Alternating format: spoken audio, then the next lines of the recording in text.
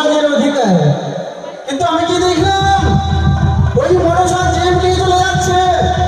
ব্যাপার তো গন্ডগোল। না আর বসে থাকবো না, এই মুহূর্তে শুনিয়ে পাবি যমরাজের কাছে। যমরাজকে গিয়ে বলবো সমস্ত কাহিনী আমি খুলে বলবো। ও মাঝি কা পুত্র হুঁ মে, নাম মেরা মারনা। এখানকার ঠাকুরা পানে লানা, এই দয়া আমার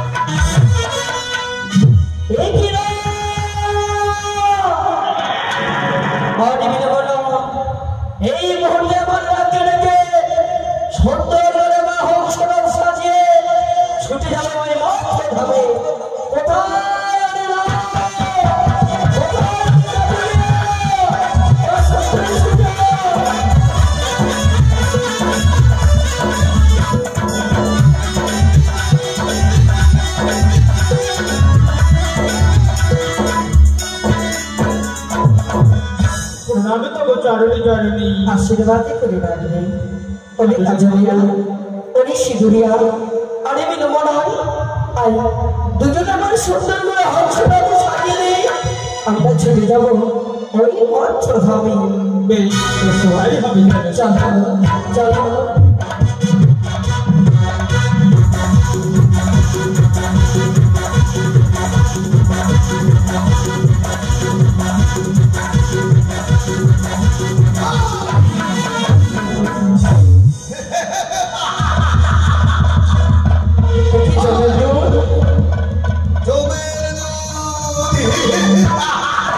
অসময় আমার কথা করছো কেন? তোমার কি জানো নি ফাঁসি লাগাও, জলে ডুবাও, আগুনে পোড়াও, যে জীবনে সেই জীবনে আমার চোখ লাগে। এই কোন সারের মরণ, এ হচ্ছে বানের মরণ। তাই এই জীবের অধিকার একমাত্র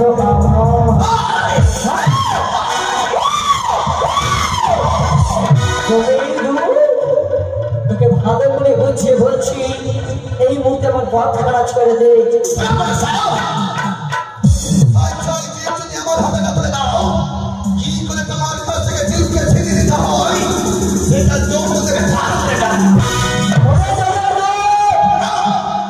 তবে তুমি আমার পথে ছেড়ে দেবে না? দেবে না? তবে তুমি কি চাও? সেই দুইটি জীব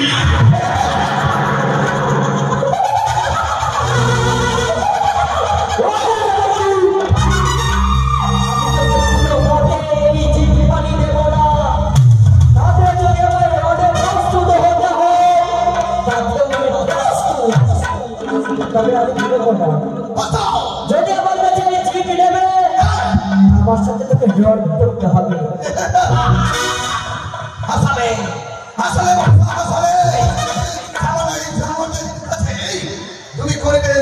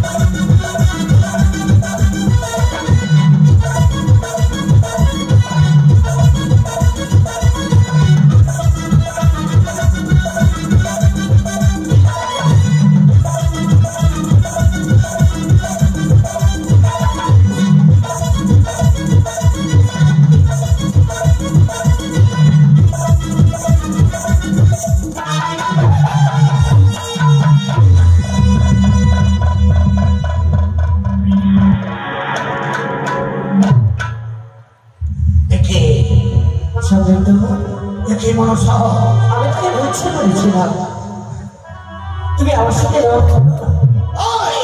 তাই তুমি আমি এই মুহূর্তে আমার যোগ থেকে সংবাদ দেব। তোমার আমি বারবার বলছি তুমি আমার সঙ্গে করেছিল, তোমাকে এই মুহূর্তে ছেড়ে দেবো না। তোমার একটা সাজা, সেই সাজা হলো এক গালে চোখ আর এক গালে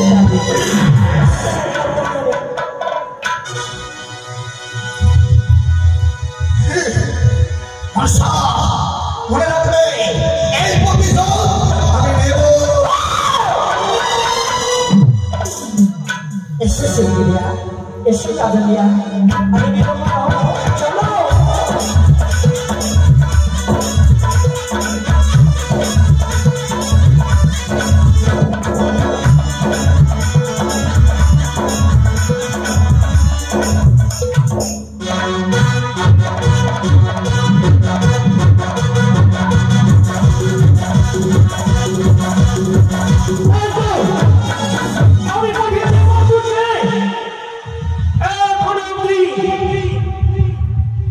আমি তো বুঝতে পারি না সে কোথায়।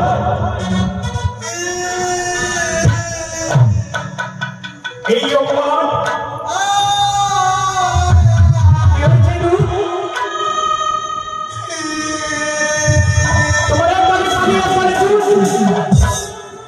কি হয়েছে বলো বলো। আমি গেছিলাম ওই মনসাদের কাছে দুই চিঠি বানানোর জন্য। সেই মনসাদের নাম ভাষা বন্ধ করে একবারে চুল একবারে গলে দিয়ে চাপিয়ে দিয়েছে।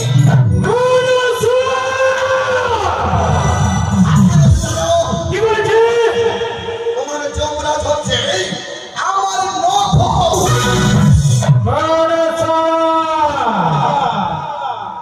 কোন কথাই বলবে না আমার সাথে আমার কাছ থেকে।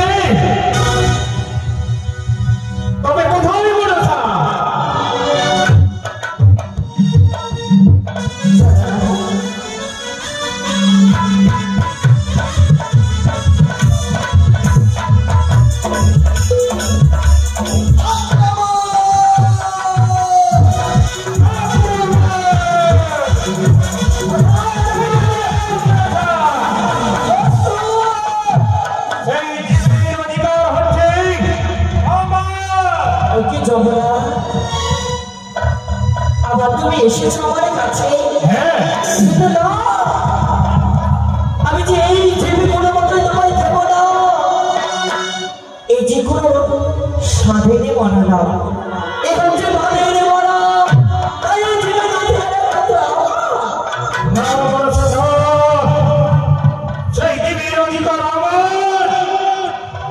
না, আমি কোনো মতোই তোমাকে দেবো না।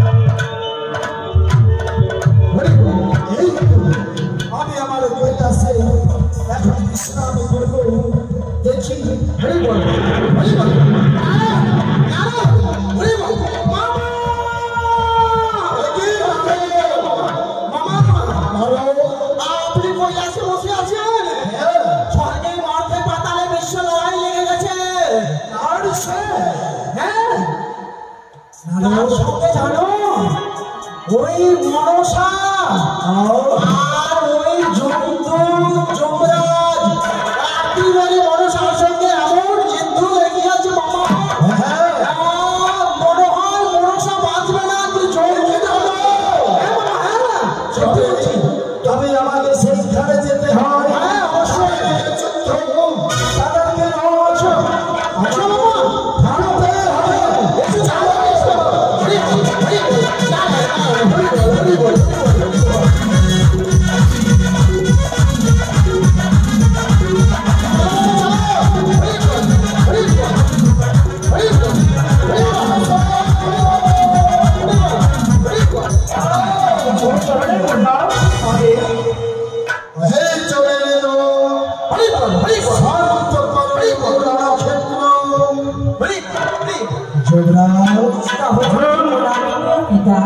আশীর্বাদ করে গেলাম।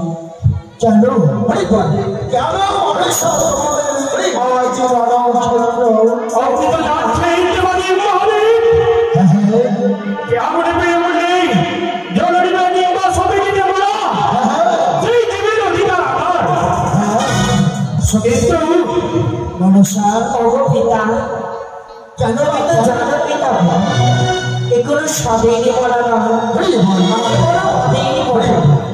তাই জীবের অধিকার আমার করা প্রয়োজন পিতা গো। মনসা, তুমি জানো না মা, এই সর্ব মর্ত কপালে যত জীব মরে সেই জীবের অধিকার শুধুমাত্র যমরাজ। কিন্তু তবে জানো মা, যখন জীবের প্রয়োজন এই জীবটাকে তুমি যমরাজকে দিয়ে নাও। যখন তোমার জীবের প্রয়োজন পড়বে তুমি যমরাজের কাছ থেকে সেই জীব তুমি নিতে পারবে।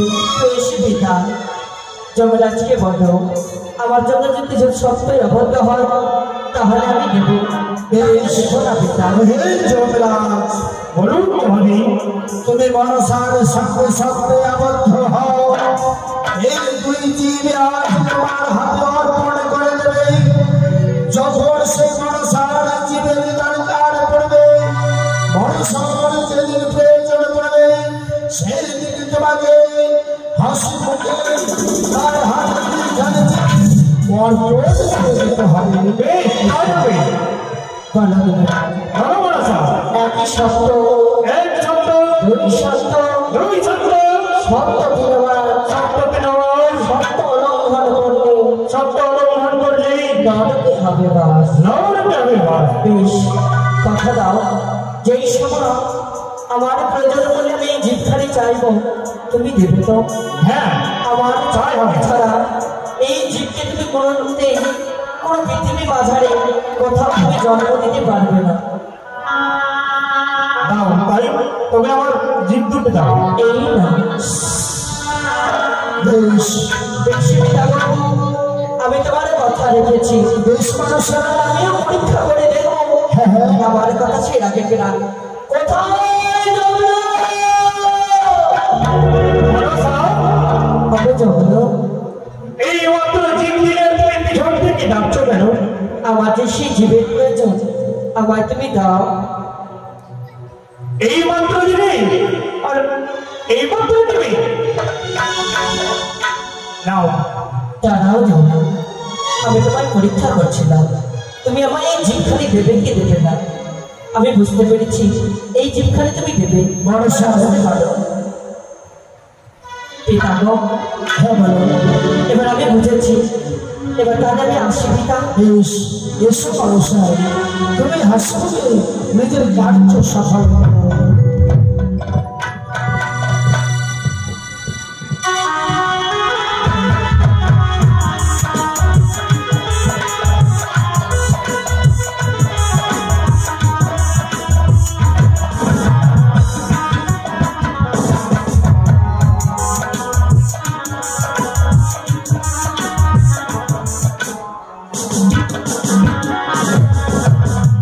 এ কি ভগবান, আজ আমি কেমন অন্যায় করেছিলাম।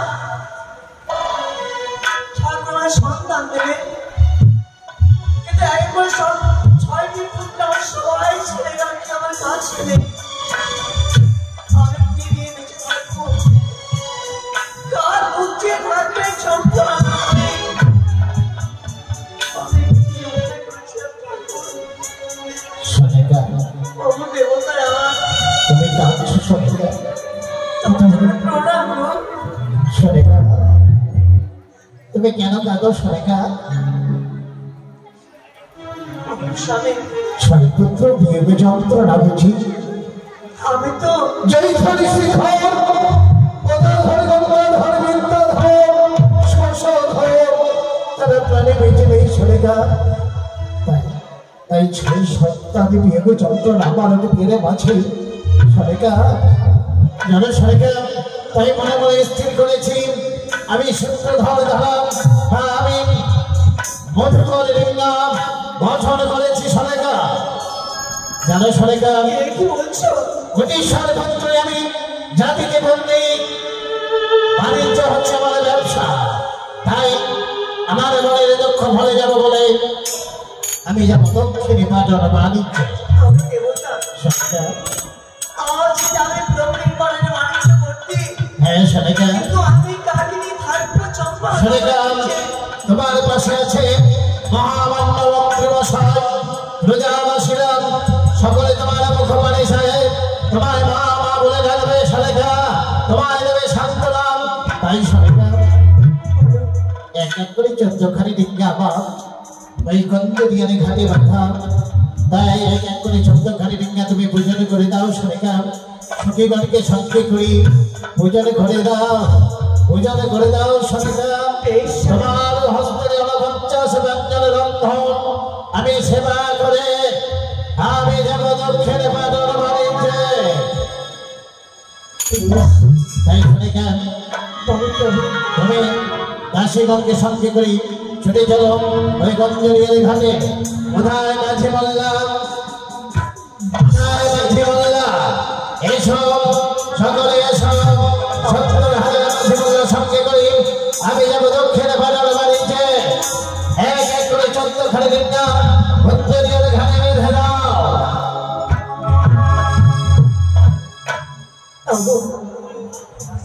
আজ আমার যে রয়েছে তার সাথে চোখখানি দেখিনি, এই চৌধুরীর ধরন নাই।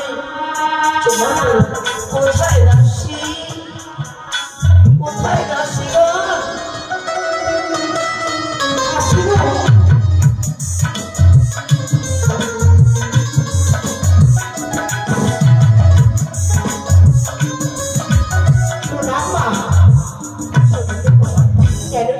গো আজ আমি কেন ডেকেছি জানো? না বললে কি করে জানতে তাই না? মা এই মানুষটি বলে মা দুঃখের পর দুঃখ না হলে দুঃখে বাঁধা মন, সুখের পর সুখ না হলে সুখে বাঁধা মন। হ্যাঁ রানী মা, আজ আমার এক করে আমি 6 সূত্র হারিয়ে দিয়েছি। তাকে সত্যি মা শুধু চম্পা না করে আমার স্বামী মরছি আমি ছিলাম এতদিন। আজ আমার স্বামী গরিবের সন্তান যাবে দক্ষিণপাড়ার বাণিজ্য ভর্তি। সে কি বলছো মা? আমাদের রাজা বাবু বাণিজ্যে যাবে, আমাদের কি করতে হবে? আমরা সবাই মিলে গিয়ে বুদ্ধিবেলা ঘাটে 14 ঘন্টা বলা হয়েছে করে দিয়ে আমরা বিদায় করে দেব। বেশ চলো কোথায় গেছে বলবা? এই সময় চললাম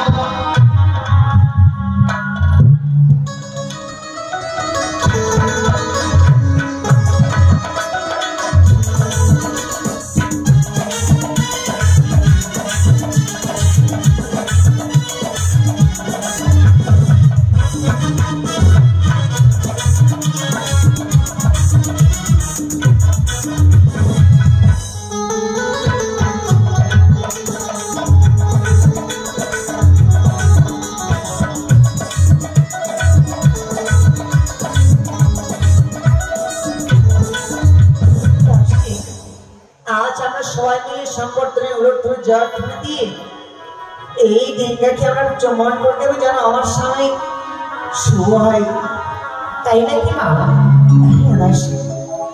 চলো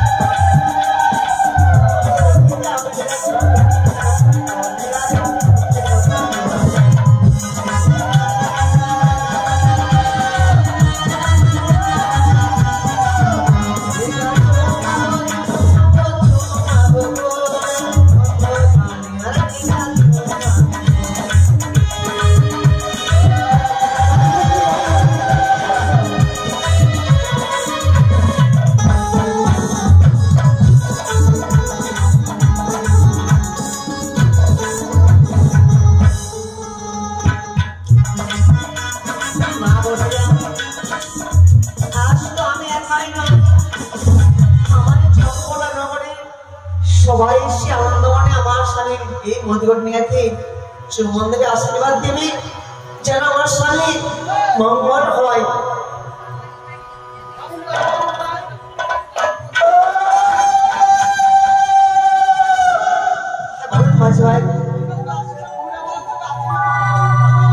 সবাই বলবে, সবাইকে বলছি রাশি, তোমরা কিছু বলো, তোমরা কিছু বলো।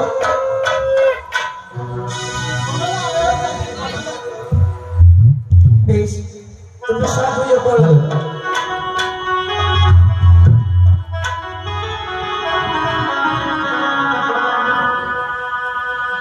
ওরে প্রথমে করি পূজা,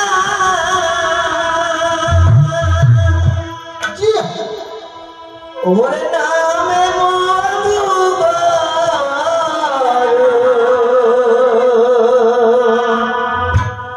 ওরে প্রথমে করি পূজা,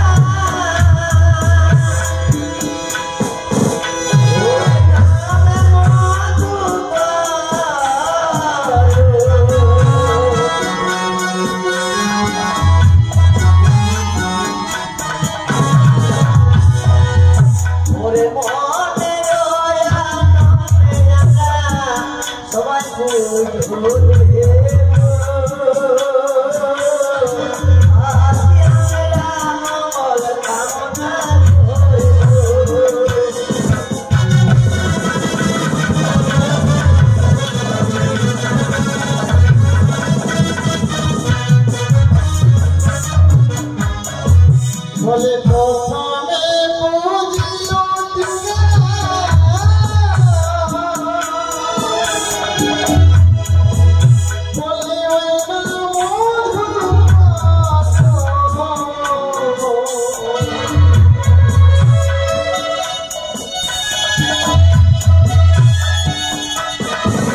ওই গায়ে বুঝায়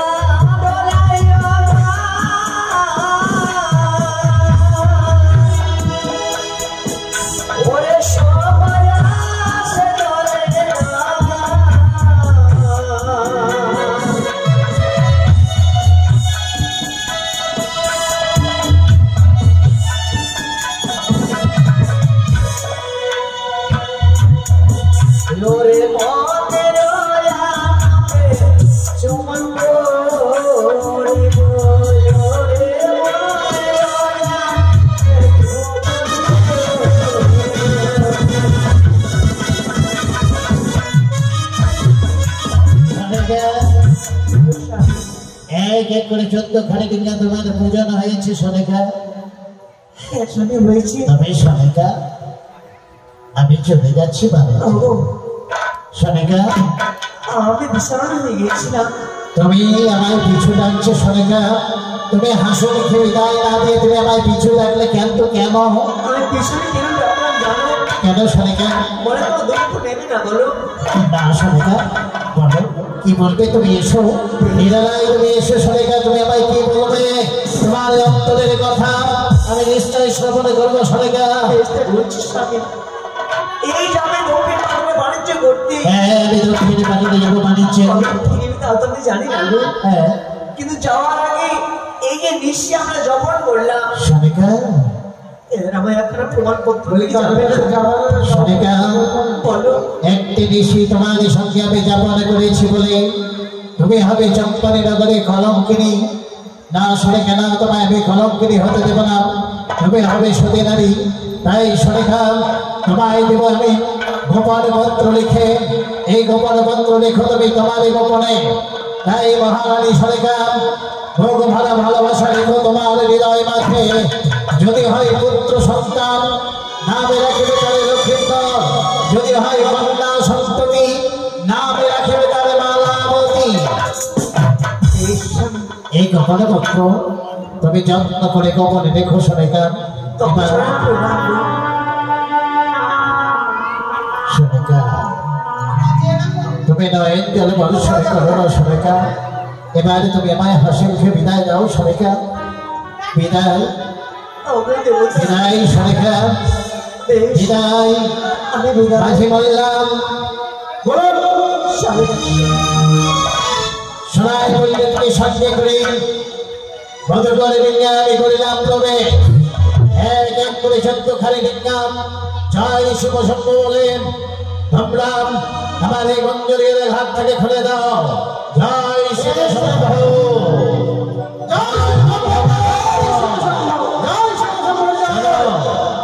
চলো মাঝি ভাই, এবার চলো আমরা দক্ষিণ পাটন বাণিজ্য যাই।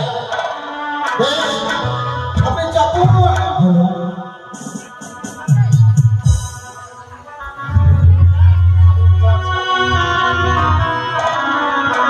বলে উঠেছে সাগরে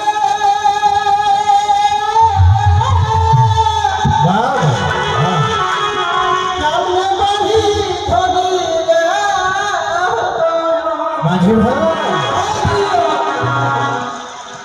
আমি মাঝি কাঁদে কিনে রই বসি, আমি মাঝি কাঁদে কিনে রই বসি। জয় শিব শম্ভ বলি ঢেউ উঠেছে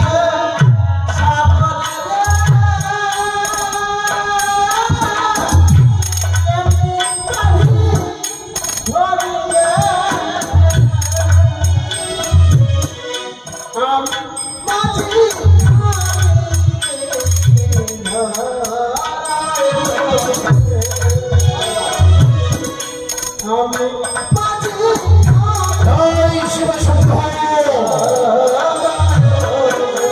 জয় মা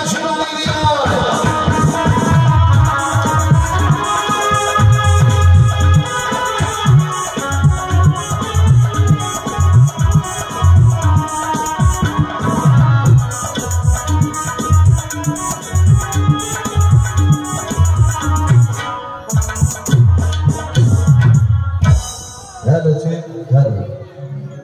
মহামায়ার বিষমায়াকে বলিতে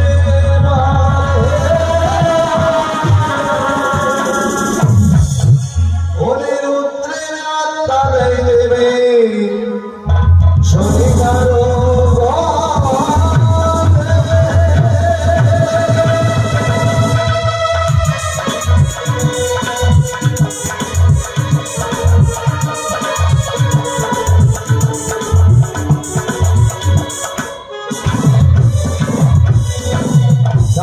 পরশ মাত্র সোনিকা গর্ভধারণ উদরে দিনে দিনে সোনার গর্ভ লাগিল বানিতে। এক মাসের গর্ভ আরে জানি কিনা জানে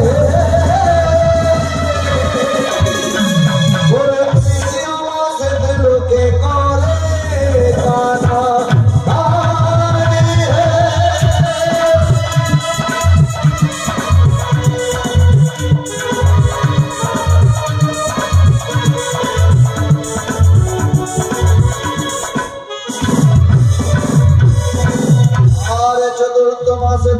করে ভূমিতে শয়ন, আর পঞ্চম মাসে যে করে পঞ্চামৃত। এইভাবে প্রথম দ্বিতীয় চতুর্থ পঞ্চম মাস গেছে, ষষ্ঠ মাস গেছে, সপ্তম মাসে কি হয়েছে? মা সরকার সাত খাওয়ার ইচ্ছে হয়েছে। বলে সপ্তম মাসের মেলা হাসান ঘরেতে গেলা হে,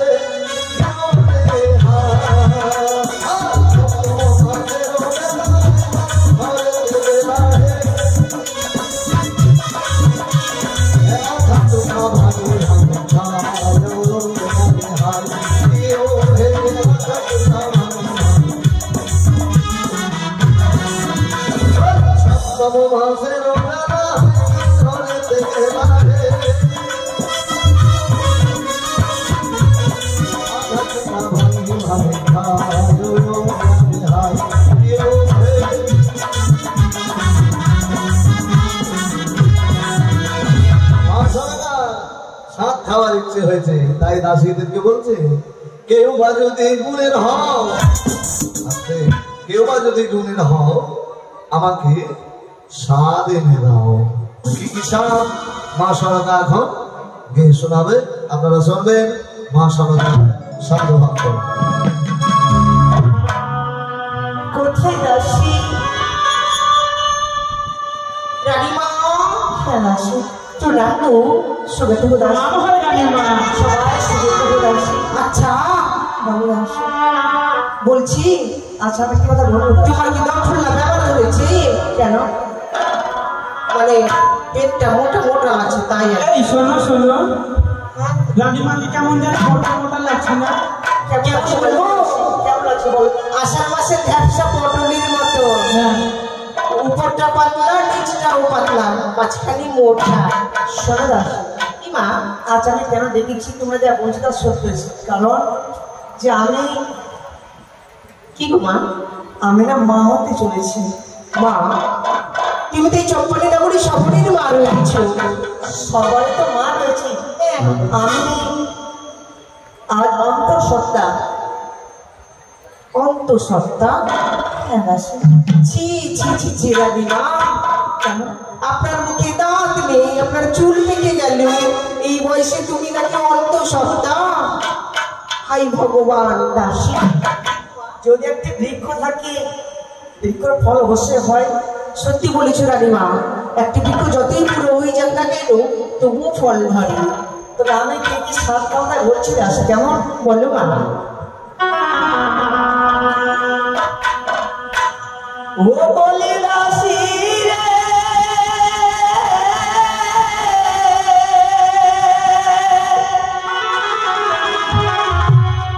ওরে সাদ মনে হয় বাসনা,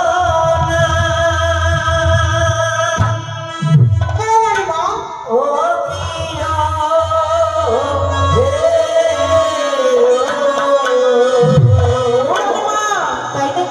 রানীমা, ও রানীমা, কি বললেন আপনি? সাপ খাবেন? আপনি সাপ খাবেন? সাপ নয় আসলে, তবে শোনো। ও বলি দাসী রে, সাপ খাওয়ার মনে হয় বাসনা,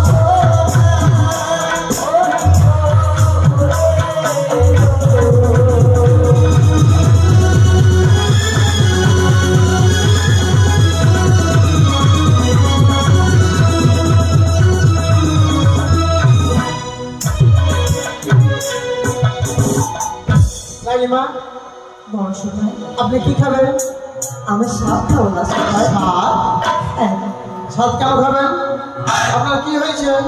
সেটাই আপনার শুনতে নেই বাবা, তুমি বলি বেটা ছেলে। হ্যাঁ, এই আমাদের কথাই আমরা দাসী আছে, আমরা বলবো তারপর তোমাকে। আরে দাসী ছেলে আমাকে বলো।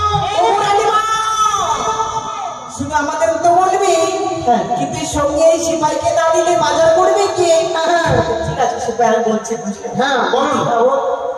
তাই বলছি, বলে রানীমা। ওরে চালে ভাজা তোরে ভাজা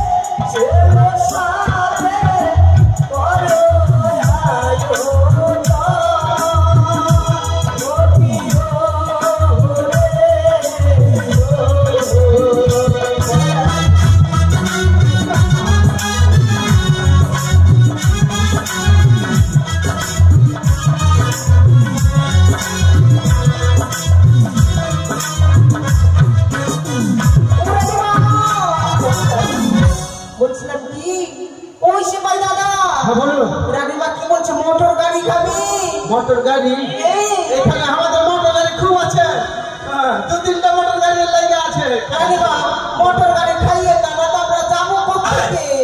মোটর গাড়ি নয় দাস, তবে আমি যে মোটর আমাদের কৃষক ভাইরা হ্যাঁ এই মাঠে চাষ করে যে রোপণ করে যে বিক্রি হয় হ্যাঁ সে মোটর কলায় তারপরে মোটর গাড়ির কথা বলে দিই।